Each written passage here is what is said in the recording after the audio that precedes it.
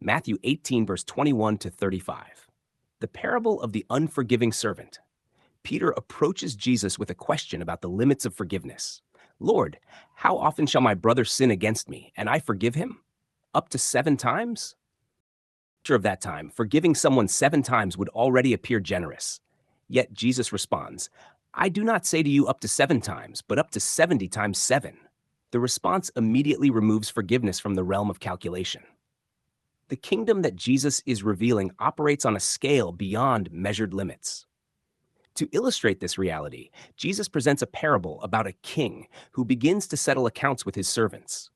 One servant is brought before him who owes an enormous debt, 10,000 talents.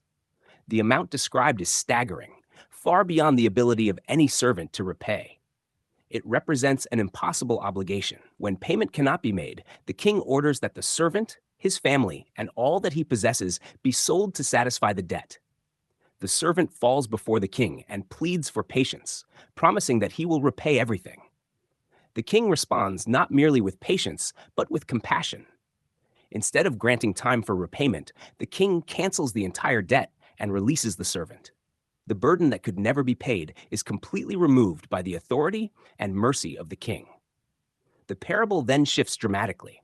The servant who has just been released encounters a fellow servant who owes him a far smaller amount, 100 denarii. Compared to the first debt, this amount is almost insignificant. Yet the forgiven servant seizes his fellow servant, demands payment, and refuses mercy even when the same plea is offered. Have patience with me, and I will pay you. Instead of showing the compassion he himself received, he has the man thrown into prison until the debt should be paid. Other servants witness this and report the matter to the king.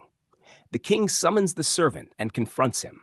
The debt of 10,000 talents had been completely forgiven because of mercy, yet that same mercy was not extended to another. The king then delivers the servant to the tormentors until all that was owed should be paid. Jesus concludes the parable with a solemn statement. So my heavenly Father also will do to you if each of you from his heart does not forgive his brother his trespasses. Within the context of Jesus' ministry, this teaching is directed toward Israel during a transitional period in covenant history. The nation stood under the weight of a debt accumulated through generations of covenant unfaithfulness. The law had revealed sin but could not remove the burden it exposed. The imagery of an unpayable debt reflects the condition of those standing under that covenantal obligation. The king's act of canceling the servant's debt points to the coming reality of divine forgiveness that would remove the burden entirely.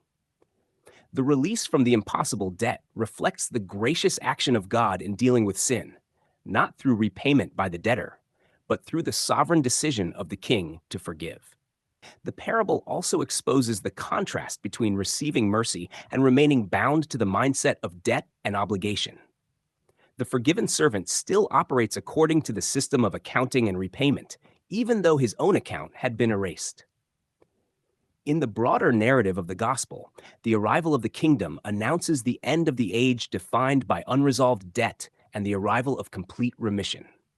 The forgiveness announced by Jesus is not partial or temporary, but the cancellation of what could never be repaid. The language of debt, mercy, and release reflects the shift from obligation under the law to the complete removal of sin's record through the work that Christ would accomplish. Thus, the parable stands as a revelation of the immeasurable mercy of the King, the impossibility of satisfying the debt through human effort, and the transformation that accompanies the arrival of the kingdom, in which the record of debt is fully erased.